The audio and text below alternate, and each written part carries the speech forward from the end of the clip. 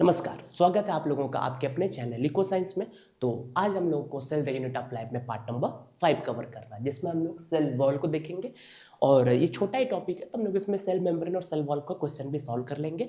और अगले लेक्चर में फिर हम लोग इंडो मेम्ब्रेन सिस्टम स्टार्ट करेंगे। तो आपने करना है क्या, एनसीईआरटी रीडिंग और क्वेश्चंस को सॉल्व करते रहिएगा। चलिए अपना टॉपिक स्टार्ट करते हैं हम लोग सेल वॉल को। तो सबसे पहली बात, व्हाट इज सेल वॉल?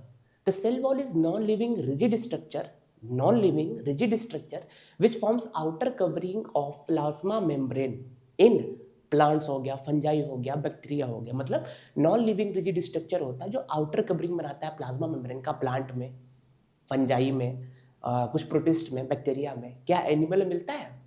नहीं, एनिमल में सेल वॉल नहीं मिलता है। ठीक है, तो सबसे पहली बात, what is cell wall? The non-living rigid structure which forms outer covering of plasma membrane, which forms outer covering of plasma membrane in किसमें? बैक्टीरिया हो गया, प्लांट्स हो गए, फंजाई हो गए, एटसेट्रा। अच्छा, एटसेट्रा मतलब कुछ प्रोटिस्ट भी होते हैं इसमें। एनिमल्स में सेल वॉल नहीं होता है, तो मैं लिख देता हूं कि cell wall is not found in किसमें? एनिमल्स में। तो एक बात जरूर ध्यान रखना कि सेल वॉल को एनिमल मत दिखा देना, ठीक है? एनिमल में सेल वॉल नहीं पाया जाता, ठीक है? अच्छा, अब सबसे पहले हम लोग सेल वॉल में इसके फंक्शन को देखेंगे, फिर कुछ आगे बातें करेंगे, ठीक है? तो सबसे पहले इसके फंक्शन को देख लेते हैं हम लोग। सेल वॉल के फंक्शन को देखते हैं। तो सेल वॉल करता क्या है, पहले मैं डिस्कस कर चुका हूं जब प्रोकार्योटिक में बता रहा था। तो सेल वॉल जो होता है ये शेप प्रोवाइड करते हैं सेल को, मैकेनिकल सपोर्ट देते हैं, अनडिजायरेबल मैक्रोमोलिक्यूल की एंट्री को भी रोकते हैं, मतलब एज अ बैरियर भी काम करते हैं, ठीक है? क्योंकि होते ये नॉन लिविंग है, इस वजह से ज्यादा बैरियर का काम आपका सेल मेम्ब्रेन करता है। समझ गया? तो सबसे पहले इसका काम क्या होता है?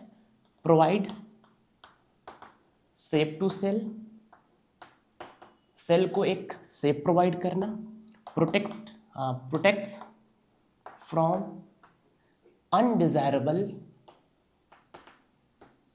Undesirable macro molecules, undesirable macro molecule से प्रोटेक्शन प्रोवाइड करता है, गिव्स मैकेनिकल सपोर्ट, और साथ में क्या देता है ये? Mechanical support. तो सेप प्रोवाइड करना, मैकेनिकल सपोर्ट देना, अनडिजायरेबल मैक्रोमोलिक्यूल की एंट्री को रिटार्ड करने का काम किसका होता है? सेल वॉल का, ठीक है? चलो, ये इंपॉर्टेंट बातें थी कुछ, और हम लोग आगे देखते हैं। आइए अब हम लोग समझते हैं कि कुछ ऑर्गेनिज्म जैसे एल्गी हो गया। अब एल्गी का सेल वॉल किससे बनता है? तो एल्गी का सेल वॉल बनता है सेलुलोज का, गैलेक्टन्स, मैनन्स और मिनरल्स लाइक कैल्शियम कार्बोनेट। किसका बना होता है? Cellulose, galactans, mannans and minerals like calcium carbonate. Important है, आ सकता है पेपर में। प्लांट का सेल वॉल किससे बनता है? तो प्लांट का सेल वॉल बनता है सेलुलोज, हेमिसेलुलोज, प्रोटीन और पैक्टिन। किससे बनता है? Cellulose, hemicellulose, hemicellulose, protein and pectins, ठीक? एल्गी का cellulose, galactan, mannans, minerals like calcium carbonate. Plant cell wall बनता है सेलुलोज, हेमिसेलुलोज, प्रोटीन और पैक्टिन। ये देख रहे हो ना स्ट्रक्चर? बताएंगे पहले इसको कर लो, ठीक है? तो प्लांट सेल वॉल किससे बना? Cellulose, hemicellulose, protein and pectin. याद कर लीजिए अभी इसको। और चीजें देख लेते हो, जब स्टार्ट किया तो देख लो और चीजें। बैक्टीरिया का सेल वॉल किससे बनता है? अभी आपको तो याद है, ठीक है ना? पेप्टिडोग्लाइकेन, बायोलॉजिकल क्लासिफिकेशन में बता चुका हूँ, ठीक है? फंजाई का सेल वॉल किससे बनता है? ये भी बता चुका हूँ मैं। किससे बनता है?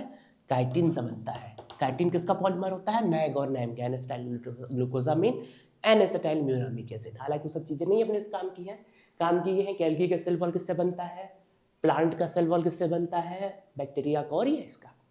ये वाला जरूर याद रख लीजिएगा, ठीक है। अब हम लोग इसके स्ट्रक्चर को देखते हैं, नोट करेंगे इसको। आइए अब हम लोग देखते हैं structure of cell wall. Structure of cell wall. अगर सेल वॉल स्ट्रक्चर के बारे में बात करेंगे तो सबसे पहले इसमें आता है मिडिल लैमेला, फिर आता है प्राइमरी वॉल, फिर आता है सेकेंडरी वॉल। 3 लेयर होते हैं इसके। सबसे बाहर होता है मिडिल लैमेला, ठीक है। तो जो मिडिल लैमेला होता है, सबसे पहले आता है मिडिल लैमेला। मिडिल लैमेला क्या करता है, जैसे एनसीईआरटी में तो डायरेक्ट ने प्राइमरी सेकेंडरी वॉल दिया है, फिर बोला मिडिल लैमेला जो होता है नेबरिंग सेल को कनेक्ट करता है, तो इसका बाहरी लेयर ही होता है मिडिल लैमेला। तो मिडिल लैमेला क्या करता है, made up of calcium pectate. ये कैल्शियम पैक्टेट से बना होता है। कैल्शियम और मैग्नीशियम पैक्टेट दोनों होता है, लेकिन प्लांट में ज़्यादा कैल्शियम पैक्टेट ही दिखता है, ठीक है। कैल्शियम पैक्टेट ये जो नेबरिंग सेल है उनको ग्लू करने का काम, उनको चिपकाने का काम करता है, उनको कनेक्ट करने का काम करता है। तो ग्लूज नेबरिंग सेल टुगेदर। जो नेबरिंग सेल होंगे उसको साथ में ग्लू करने का काम किसका होगा, मिडिल लैमेला का काम होगा। तो मिडिल लैमेला से इंपॉर्टेंट 2 बातें मिलता है, कैल्शियम पैक्टेट याद रखो, कैल्शियम पैक्टेट का बना होता है, और ये नेबरिंग सेल को कनेक्ट या ग्लू करने का काम इसका होता है मिडिल लैमेला का, ठीक है। फिर उसके बाद होता है क्या है, आता है फिर प्राइमरी वॉल। अब ये प्राइमरी वॉल क्या होता है कि जैसे ही तुम्हारा सेल यंग होता है तब प्राइमरी वॉल ग्रोथ की कैपेबिलिटी को शो करता है, लेकिन जैसे ही सेल मैच्योर कर जाता है ये प्राइमरी वॉल डिमिनिश कर जाता है, उसके बाद सेकेंडरी वॉल देखने को मिलता है। जैसे मैं स्ट्रक्चर बनाऊं आपका ये वाला, देखो ये हमारा होता है प्राइमरी वॉल, फिर आता है आपका सेकेंडरी वॉल, इसके अंदर आता है सेकेंडरी वॉल, और सेकेंडरी वॉल के फिर 3 लेयर होता है, S1 S2 S3 करके, ठीक है। ये S1 लेयर हो गया, ये S2 लेयर हो गया, ये S3 लेयर हो गया, फिर आ गया सेल मेम्ब्रेन, इधर मैं लिख देता हूं सेल मेम्ब्रेन, फिर इसके अंदर आता है साइटोप्लाज्म, ठीक है। ये स्ट्रक्चर की बात करो तो सबसे पहले जो प्राइमरी वॉल होता है वो यंग सेल में दिखता है, और जैसे सेल मैच्योर कर जाता है ये वॉल लेयर डिमिनिश कर जाता है और सेकेंडरी वॉल दिखता है फिर, और सेकेंडरी वॉल मेम्ब्रेन के साइड दिखता है, ठीक है। क्या इंपॉर्टेंट बात है कि प्राइमरी वॉल के बारे में क्या है कि ग्रेजुअली डिमिनिशेस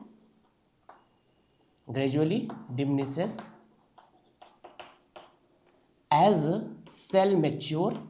जैसे सेल मैच्योर कर जाता है ये डिमिनिश कर जाता है, gradually diminishes as cell mature and form secondary wall towards inner side, या सेकेंडरी वॉल इज फॉर्म कर सकते हो, secondary wall is form towards inner side. Inner side मतलब मेम्ब्रेन के साइड। फिर मेम्ब्रेन के साइड में क्या दिखेगा आपको, सेकेंडरी वॉल, ठीक है। तो प्राइमरी वॉल दिखा, देखो बेसिकली क्या प्राइमरी वॉल सेकेंडरी वॉल दोनों पाया जाता है, लेकिन प्राइमरी वॉल जैसे सेल मैच्योर कर जाएगा वो डिमिनिश कर जाएगा, हट जाएगा, फिर सेकेंडरी वॉल दिखता है, और सेकेंडरी वॉल मेम्ब्रेन के साइड इनर साइड दिखता है, ठीक है। होता देखिए सामने तो प्राइमरी वॉल है, फिर सेकेंडरी के 3 लेयर होते हैं S1 S2 S3 करके, फिर अंदर सेल मेम्ब्रेन हो गया, साइटोप्लाज्म। ये किसका स्ट्रक्चर है, ये प्लांट सेल वॉल का स्ट्रक्चर बनाया है, ठीक है। प्राइमरी वॉल के बारे में बात हो गया। एक और इंपॉर्टेंट इसमें टर्म है, उसे में देखना है, वो टर्म होता है प्लाज्मोडेस्मेटा। क्या कहते हैं उसको हम लोग, प्लाज्मोडेस्मेटा। जैसे मिडिल लैमेला जो होता है वो क्या कर रहा था, ग्लू कर रहा था नेबरिंग सेल को, अब नेबरिंग सेल के साइटोप्लाज्म को कनेक्ट करना है तो वो कौन करता है, प्लाज्मोडेस्मेटा, ठीक है। एक टर्म आता है प्लाज्मोडेस्माटा, इसको स्ट्रासबर्गर ने जो है 1901 आई थिंक स्ट्रासबर्गर ने इसको क्वाइन किया था इस टर्म को, वो इंपॉर्टेंट नहीं है। इंपॉर्टेंट क्या होता है, it connects cytoplasm of neighbouring cell, neighbouring cell के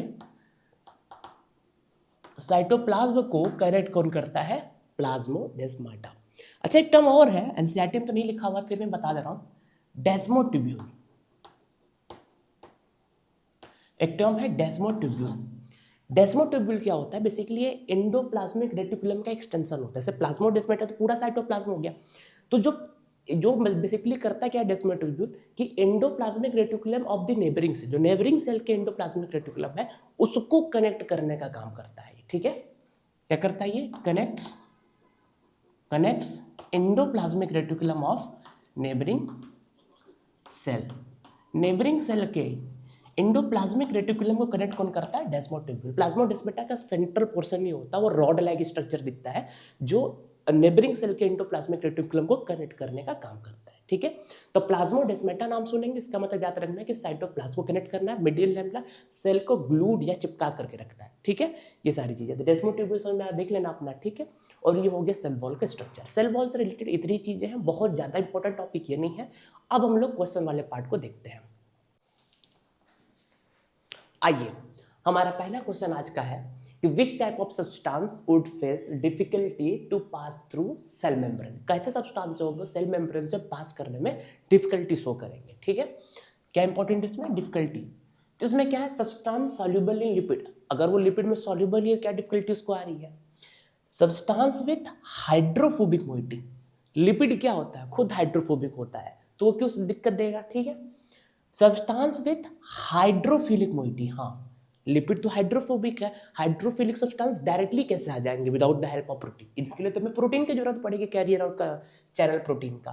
तो हमारा ऑप्शन हो जाएगा थर्ड। चौथा पढ़ लो, all substance irrespective of hydrophilic and hydrophobic moiety. सारे सब्सटेंस को ऐसा तो गलत है, तो ऑप्शन कौन सा हमारा सही होगा? थर्ड ऑप्शन, ठीक है। क्वेश्चन समझ गया ना कि कौन सा सब्सटेंस जो है पास करने में सेल मेम्ब्रेन से डिफिकल्ट दिखेंगे, जिसमें क्या हो जाएगा? जिनके पास हाइड्रोफिलिक मोइटी होगा, ठीक है। अगले क्वेश्चन को देखते हैं हम लोग। आइए अब हम लोग अगले क्वेश्चन को देखते हैं। ये क्वेश्चन है कि which of the following does not differ in E coli and Chlamydomonas. क्या बोला कि इसमें से कौन ई कोलाई और क्लेमाइडोमोनास में डिफर नहीं करेगा? ये आपके ऑप्शन है chromosomal organisation, cell wall, ribosome और सेल मेम्ब्रेन। अब बात समझो, सबसे पहले ई कोलाई और क्या पूछा? क्लेमाइडोमोनास। तो ई कोलाई जो है ये तो प्रोकैरियोट्स है, और क्लेमाइडोमोनास जो होता है वो यूकैरियोट्स होता है। ये क्या है? ये प्रोकैरियोट्स है ना, और ये क्या है? ये यूकैरियोट्स है। अब देख लो क्या डिफरेंस होगा प्रोकैरियोट्स और बेसिकली वो प्रोकैरियोट्स और यूकैरियोट्स का पूछ रहा है। क्रोमोसोमल ऑर्गेनाइजेशन और क्या लिखा है? डज नॉट डिफर नहीं करेगा। क्रोमोसोमल ऑर्गेनाइजेशन हो ही नहीं सकता, भयंकर डिफर करता है। सेल वॉल कंपोजिशन ए भी डिफर करेगा। राइबोसोम, प्रोकैरियोटिक राइबोसोम 70s होता है और मैक्सिमम यूकैरियोटिक 80s होता है। ऐसा नहीं सारा ही होता है 80s, माइटोकॉन्ड्रिया क्लोरोप्लास्ट में 70s होता है, लेकिन डिफर तो किया। Structure wise cell membrane prokaryotes और यूकैरियोट्स का सिमिलर ही होता है, इसलिए ऑप्शन हमारा क्या होगा? फोर्थ होगा। वो कोलेस्ट्रॉल वाला कंट्री नाम दिमाग में रखो, ठीक है ना। स्ट्रक्चर वाइज तो एनसीईआरटी लिखती है ना कि structurally cell membrane of prokaryotes and eukaryotes are similar, उसी लाइन को वैलिडेट कर रहा है ये क्वेश्चन, ठीक है। तो इसमें पूछा था क्लेमाइडोमोनास और ई कोलाई कहने का मतलब उसको प्रोकैरियोट्स और यूकैरियोट्स को बताना था। आपने बस प्रोकैरियोट्स और यूकैरियोट्स पकड़ना है, ऑप्शन देखना, आंसर मारना। तो हमारा ऑप्शन क्या होगा? चौथा। चलिए अगले क्वेश्चन को देखते हैं हम लोग। आइए, हमारा अगला क्वेश्चन है, काफी बड़ा क्वेश्चन लग रहा है। चलो, select correct statement from following regarding cell membrane. हमें इंपॉर्टेंट क्या है? करेक्ट स्टेटमेंट एक तो देखना है सेल मेम्ब्रेन के रिगार्डिंग, इसी में ध्यान देना। उससे वहां पे मार्क कर लेना करेक्ट ऑब्लिक इनकरेक्ट, उसमें बहुत गलतियां होती है, ठीक है। तो सबसे पहला स्टेटमेंट है कि sodium oblique potassium Na+K+ move across cell membrane by passive transport. ये तो गलत हो गया, ये पैसिव ट्रांसपोर्ट से कभी जाएगा क्या? कभी नहीं जाएगा। एक्टिव ट्रांसपोर्ट, उसमें पंप की जरूरत पड़ती है। दूसरा, lipids are arranged in bilayer, ये तो इतना तो सही है, lipids are arranged in bilayer, यहां तक तो सही है। लेकिन आगे with polar head towards inner part, ये वाला देखो, मैं दूसरे चौक से मार्क कर रहा हूं, इनर पार्ट। क्या हेड जो आपका पोलर हेड है वो इनर पार्ट में होता है क्या? तो फिर एक्वस एनवायरनमेंट से टेल को कौन बचाएगा? ये भी गलत है, पहला भी गलत, दूसरा भी गलत। यहां समझ रहे हो ना, इनर थोड़ी होता, आउटर पार्ट में अरेंज होता है। तीसरा, protein makes up 60 to 70% of cell membrane. ऐसी बात है, प्रोटीन और लिपिड का रेशियो मेम्ब्रेन टू मेम्ब्रेन बदलता रहता है। जैसे माइटोकॉन्ड्रिया में प्रोटीन का रेशियो ज्यादा रहता है कंपेयर टू लिपिड, ज्यादा ही बहुत ही ज्यादा रहता है, ठीक है। तो ये भी गलत है, ये कोई फिक्स थोड़ी रहता है। तीसरा, लास्ट हमारा है fluid mosaic model of cell membrane was proposed by Singer and Nicolson. ये एक सही स्टेटमेंट है। पहले तो आपको पहचानना है करेक्ट करेक्ट स्टेटमेंट आपको देखना है सेल मेम्ब्रेन से रिलेटेड। पहला समझे कहाँ गलती है, पैसिव ट्रांसपोर्ट से कभी नहीं आएगा, अगर वो एक्टिव ट्रांसपोर्ट लिखा रहा तो सही होता। दूसरा स्टेटमेंट देखो, lipids are arrange in bilayer. अब देखो यहां तक मारोगे तब तो आप इसको तुरंत, जिसको जल्दी रहती है ना वो चौथे ऑप्शन तक तो जाता ही नहीं, उसको लगता है सेकंड ऑप्शन में बाइलेयर था तो सही आंसर सही होगा। पूरा क्वेश्चन पढ़ना होता है हमेशा, पूरा क्वेश्चन पढ़ा करिए। With polar head towards inner part, यहाँ खेल हो गया। अगर आप पूरा क्वेश्चन नहीं पढ़े तो आप इसी को मारोगे सेकंड ऑप्शन और 5 नंबर गया। 4 तो सही गए, एक तो रॉन्ग कर लिया अलग। प्रोटीन मेकअप 62 तो पूरा ही गलत था। Fluid mosaic model of cell membrane was proposed by Singer and Nicolson, ये सही था। ठीक है, अब समरी को हम लोग देख लेते हैं जल्दी से।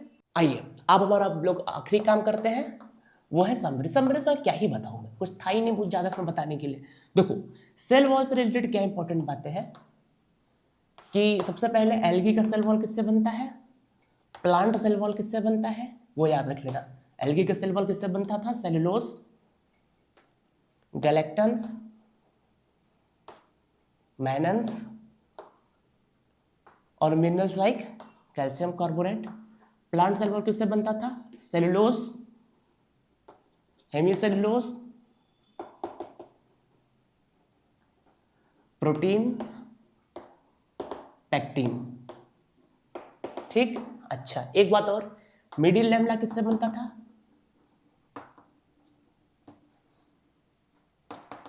कैल्शियम पैक्टेट से। पूरा लिख देता हूं ना, कैल्शियम पैक्टेट से। ठीक है, उसके बाद मिडिल लैमेला क्या करता है, ये ग्लू करता है, मैं लिखता हूं ग्लू, बस। अब आगे आप खुद समझ लेना। फिर था एक प्लाज्मोडेस्माटा।